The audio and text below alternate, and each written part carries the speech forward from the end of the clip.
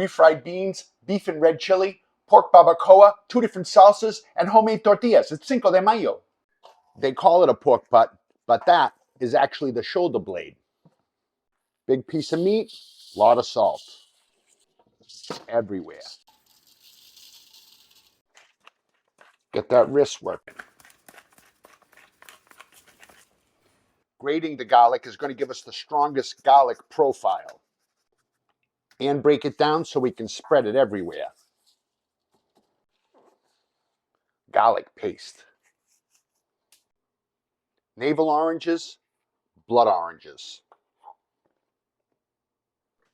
As bitter oranges, traditionally used in mojo, but these are much more complex. Don't got a reamer? You got a set of tongs?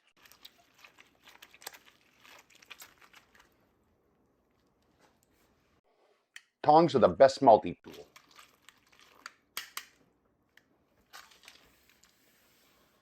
Blood oranges, too sweet on their own to mimic bitter oranges.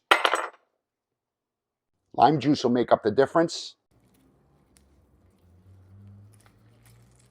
And oregano to make it authentic.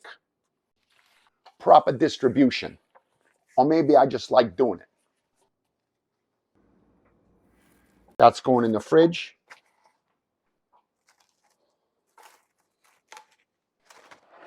Soaking your beans overnight helps in even hydration. And that helps with digestion later. And believe me, everybody wants that. Everyone knows what a tomato tastes like. A tomatillo is its firmer, more sour cousin. You buy them with the husks on, and they easily peel off. That's not a jalapeno, that's a jalapeno. Fatter, bigger. That smaller cousin is an average 3 times as hotter, called a serrano. Notice those tomatillos are dirty, and feel them, they're a little sticky. It's naturally occurring stickiness from saponin, and it's bitter. A little vinegar water. And a quick wash. That's all you need. Tomatoes, tomatillos, and peppers. But any really ripe ones, I reserve for using in raw applications. The hard green ones are best for roasting. Garlic roasts better right in the peel too. Roast these stovetop in a dry cast iron pan. And use a broiler. But keep a set of tongs handy for maintenance. Everyone will thank you for plumping those beans overnight. Cold fresh water right to the top. Garlic and laurel, or bay leaf. Here's how we're going to wrap this. Foil. I'm thinking ahead.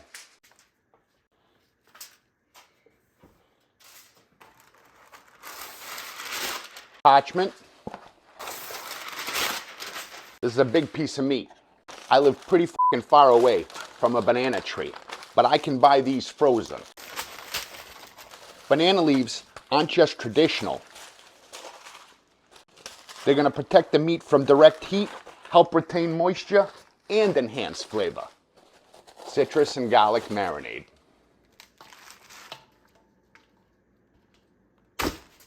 See that blood orange juice? I'm not wasting any of that. Yeah. Retain moisture.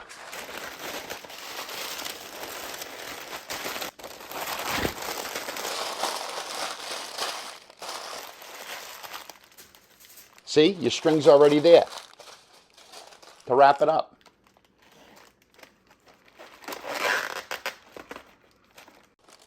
You don't have to go too tight yet. That's what the foil is for.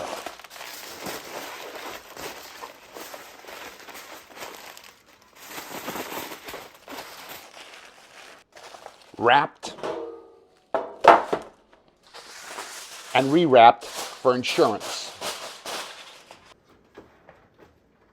Roasted for sweetness, and that black char is what you want for flavor. Put that in at 300. Look, abuelita, we just made an hoyo. Red and green. And garlic. Now that skin comes off easy. We can go mild. Removing the seeds. We could go medium. Keeping those seeds intact. Or we could say, f*** them. Y nunca salt en salsa. The salt is in the meat. We're not making baby food. And we're not done yet. We need that to cool. I'm going to take it easy on them with the green.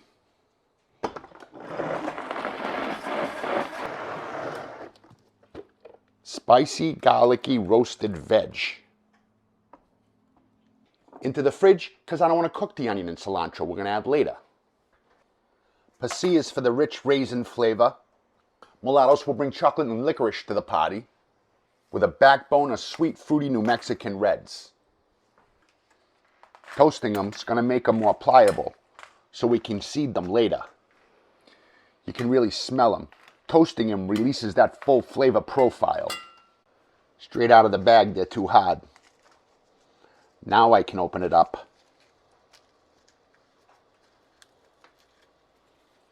And get rid of those seeds. This is a great time to invest in some gloves. You can see it bubble up and get shiny. Toasted, but not soft yet. No powder in the world is going to taste like that. You want to wait till they're 70% cooked before you put the salt in.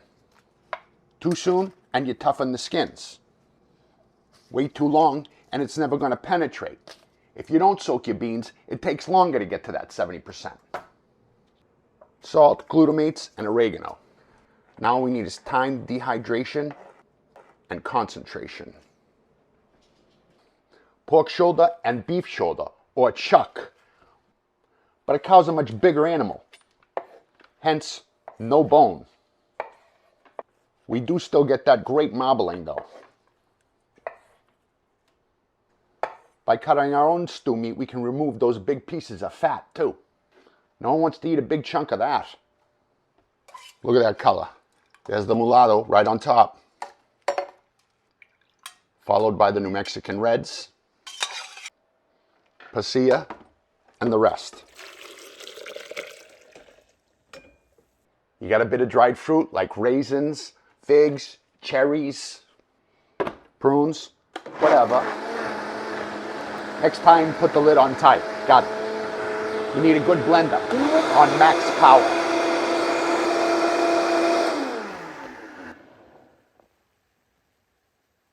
Abuelita would be disappointed if you threw away that beef fat.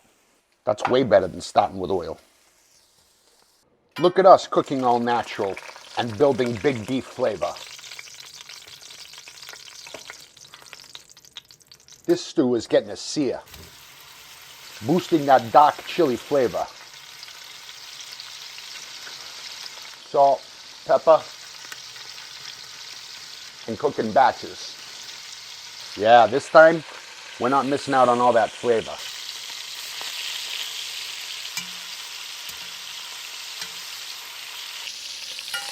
Like I always say, color is flavor.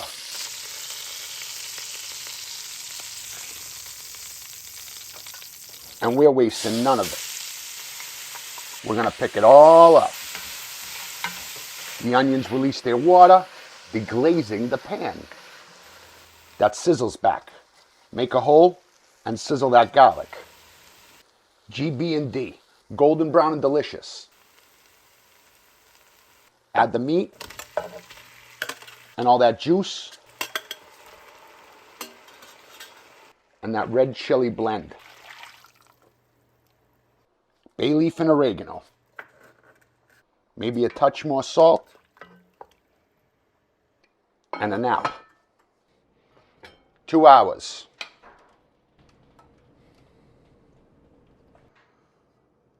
Almost tender, but not quite. And that sauce is still too thin. Diced potato will break down and take this sauce to the next level. One of the things that will game change that salsa, rinsing the extra sulfur from your onions. All the crispness without the harshness. Roasted tomatillos with the crispness of onion and the freshness of cilantro. This needs one more thing. Acid. That should brighten things up. Remember the tong trick? Get every bit. Perfect for offsetting that rich meat.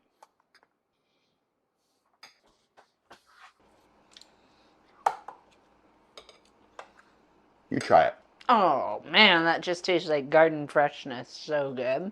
Tomatoes are sweeter than tomatillos. But don't let this one fool you. We loaded it up with serranos. We want every bit of that acid. Tomatoes, jalapeños, serranos. That'll light you up. Ooh, that's got great sweet from those tomatoes and crisp from the onions and heat from those serranos. Holy shit. Woo! Cooked with lye and dehydrated, that's not cornmeal. A half a teaspoon of salt, a quarter cup of flour, and a half a teaspoon of baking powder will help make these tortillas fluffy. The flour and the baking powder make these mopping tortillas, not taco tortillas. Hot water will hydrate corn masa properly. Over 110 to hydrate the corn, but under 140 so we don't activate that baking powder prematurely. Abuelita style, a mano. You're not working out the gluten in corn flour, you're just hydrating it. 2 or 3 minutes, no more. That needs at least a half an hour rest to completely hydrate. Remember the water level started here and now it's here. Those beans are complete mush. Get those bay leaves out of the way. They've offered everything they can. One more flavor enhancer. You save your bacon grease, right? You can't make refried beans without adding lard. One last salt check. Too much salt or not enough salt? You can't go back. And this is perfect salt. That meat is soft and those potatoes are mush. Give that a good stir, further breaking them down. And watch that thicken up right before your eyes. The general rule when making tortillas is walnut size. If you squish them and they don't crack, you know you're hydrated properly. They say the perfect tortilla is 45 grams. Close enough. This recipe will make 12 to 15 tortillas.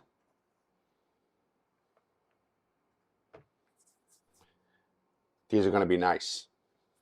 Those tortillas are hydrated perfectly. Keeping them covered will keep them that way. But if they do dry out, don't add any more water. Just work them for another couple of seconds and they'll be perfect again. A tortilla press lined with a bag. A Ziploc will work, but a produce bag is what Abuelita uses, so that's what we're using. Pat it down. No cracks, perfect. Not too much pressure. And give it a spin so it's even on both sides.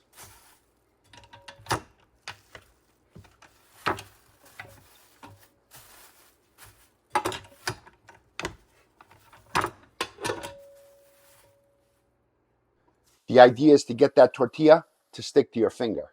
Let that bottom flap catch the pan and move your hand out of the way. After 20 seconds, you're going to get a little curl.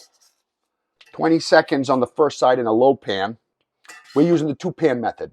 45 on the second side, then into a hot pan to puff. There it goes. It may need a little help, and they're not all going to be perfect, but that's okay.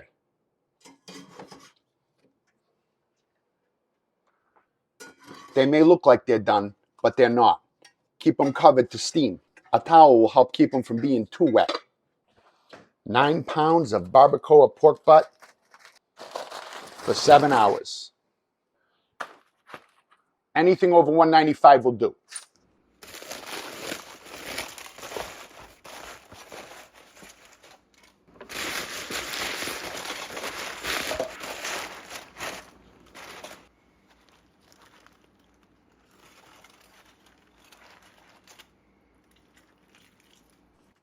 Garlicky, citrusy, tender pork. Mmm, that is tender good meat.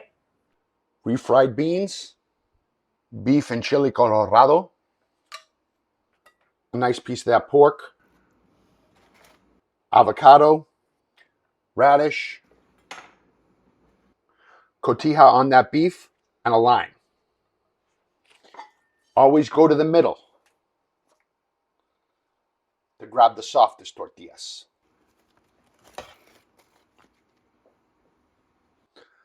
Buen Provecho. What do you prefer? Red or green? Both. Chile, carne, and frijoles. The best shit ever. You know what this is missing? Oh, that meat is so tender. Mmm. It's rich and spicy and sweet and lovely. Blanketed in those beans with that Christmas salsa. Delicious. Cinco de Mayo feast. Buen Provecho. That's better. Nothing like slow cooked meat. Mexicans know how to fucking do it. It's Cinco delicious.